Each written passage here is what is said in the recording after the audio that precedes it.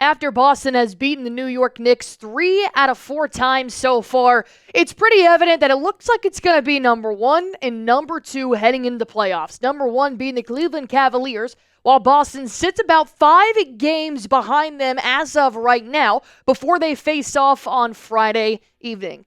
Can the Boston Celtics stop the Cavaliers? Never in my life did I think I'd be making this video this year. But I got to give credit where credit's due. Cleveland is kicking butt this year. But are they enough for Boston? Well, we're going to break that down here on Celtics Today by Chat Sports. Let me go on ahead and ask you guys this question. There have been some analysts saying that maybe the goal isn't to catch up to Cleveland in the regular season, which I don't agree with. Win every game. Win every game you possibly can. But beat them in a 7-game series in the Eastern Conference Finals. That are what all the analysts are saying is the most important thing. Obviously, that's true, but I also want to be number 1 in the Eastern Conference. I know you guys do too. Spam Y for yes. Type N for no if you think the Celtics cannot reach Cleveland.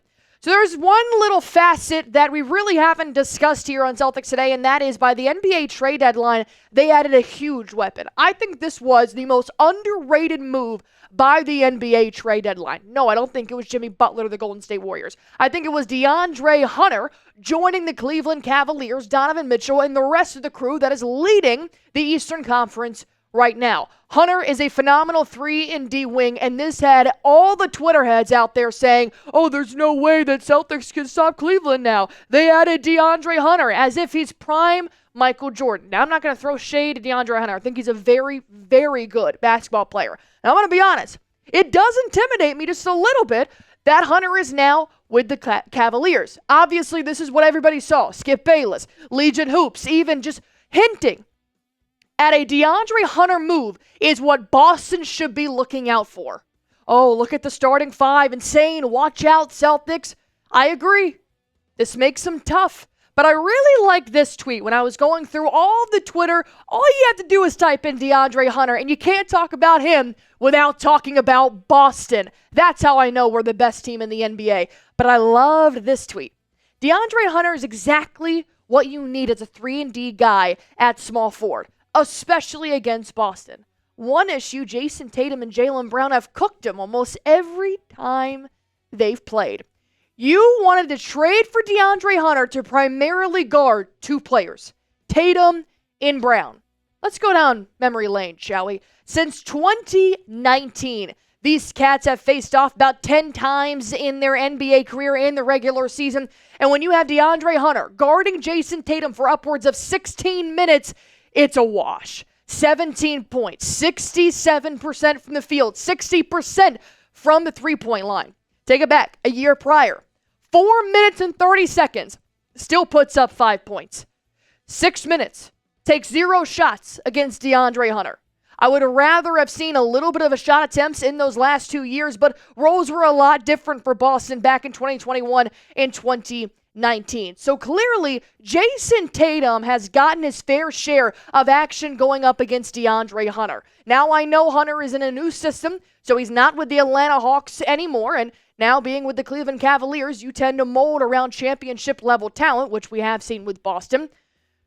But when we're talking about the playoffs, because I would like to catch up to Cleveland in the regular season, but yes, I do agree the Eastern Conference Finals is when you really need to pay the most attention to Cleveland if you do continue to be number 1 and number 2.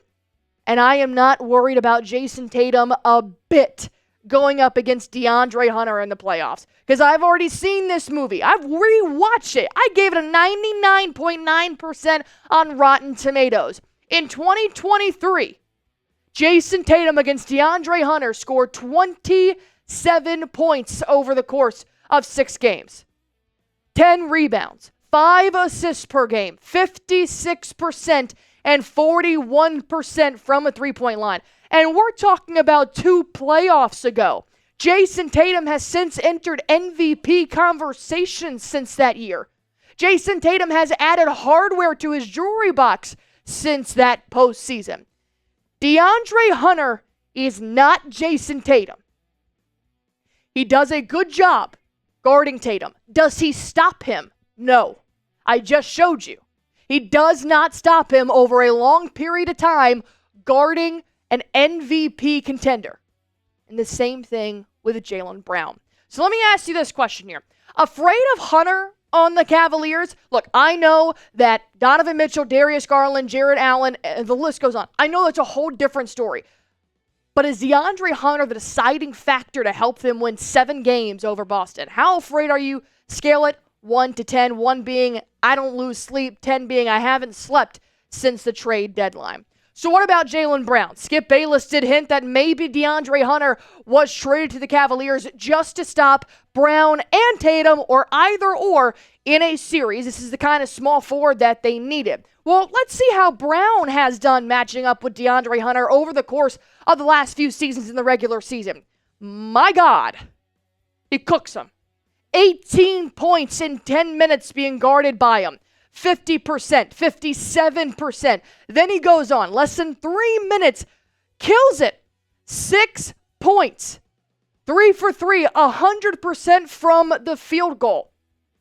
2021, 312, 6 points, 40%. 2019, less than 2 minutes, still scores a basket on him.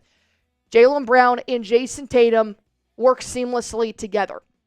We have seen them go up against Darius Garland and Donovan Mitchell, and that is when Tatum and Brown utilize their other players to help defeat the Cavaliers. It's not a 1v1. And if it is going to be a 1v1, I'm taking Jason Tatum over DeAndre Hunter. I'm taking Jaylen Brown over DeAndre Hunter. I do think this makes Cleveland better, but if your intention was to stop the 2 highest paid players in the NBA, you're going to need a little bit more, in my opinion, because the Jays are playing some of their best ball. Jason Tatum almost got 2 triple-doubles back-to-back. Jaylen Brown is cleaning the glass. He's working on not just utilizing his three-point shot, but getting strong, going around the post. Utilizing his rim work, going around the mid-range. Jason Tatum, letting it fly from 29 feet, or he'll go pound for pound with your center in the paint. I think they're playing great.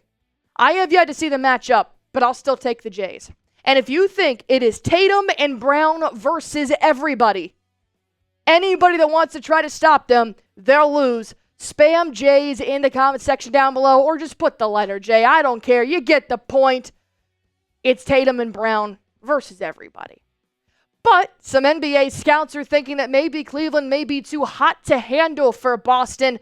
We're going to break that down here in the second half of the show. Let me tell you real quick about our sponsor, which is PrizePicks, the #1 daily fantasy sports app in America. I'm playing PrizePicks every single game day, and I want you to join me and 10 million members. All you guys have to do is just pick more or less on at least 2 players for a shot to win up to 1,000 times your cash. That's right, up to 1,000 times your cash.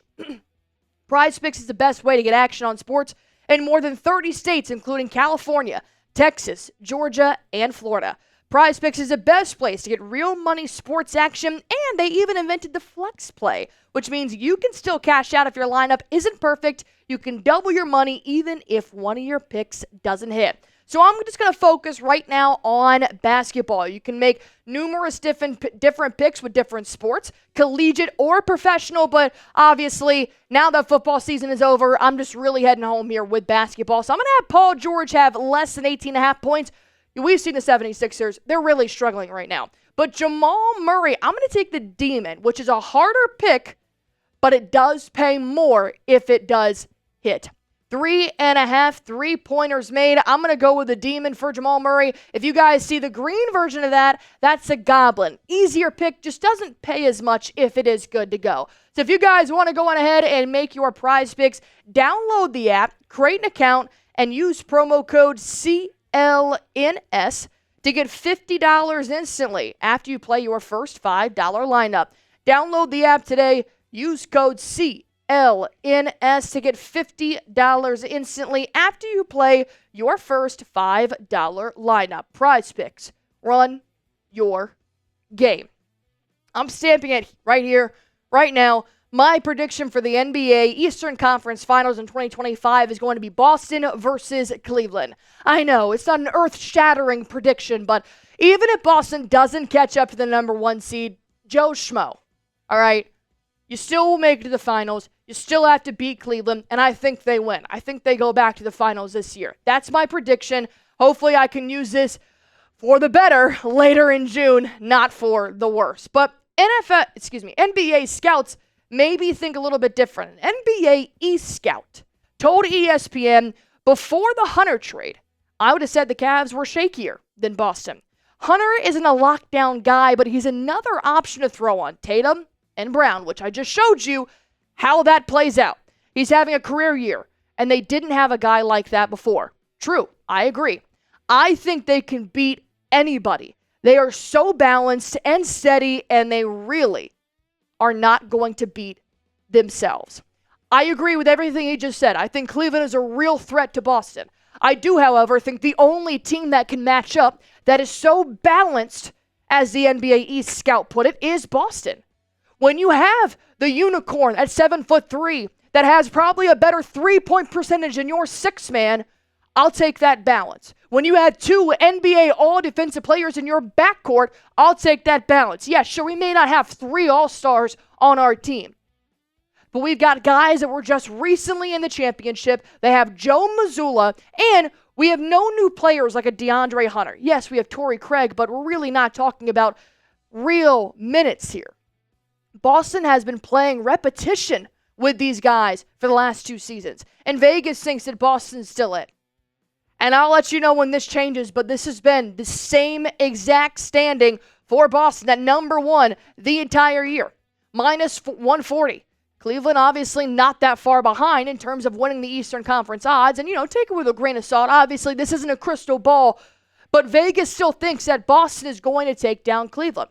And so far, that has been the case throughout the 2024 NBA regular season, which I also take with a grain of salt. So far, out of the 4 games that they will play in a regular season, Boston took game 1, won by 3. Then in game 2, they lost. The Cavaliers lost by 4. But then they come back, win game 3, 112-105. And then game 4, the final matchup before the playoffs, will be this Friday. And your girl will be live for it. Come check us out here. Subscribe to Celtics Today by Chat Sports if you haven't already. I will be live for the Cleveland Cavaliers Celtics game this Friday. Be sure to hit that sub button. Obviously, I think Boston takes home the win. But let me ask you guys this. Can Boston beat Cleveland on Friday? If you think yes, spam beat the Cavs in the comment section down below. I think we can just win 3 out of 4 games against Cleveland, and this will be a true test right before the NBA playoffs. I think Boston also needs to send a message to NBA analysts after Tim Legler said this earlier today. I think they can beat anybody. Well, this is the NBA East scout, saying that I think they can beat anybody, which I do agree with, but overall, Tim Legler was the one from ESPN that was saying the Cavaliers are legit. They're absolutely looking the Celtics dead in the eye.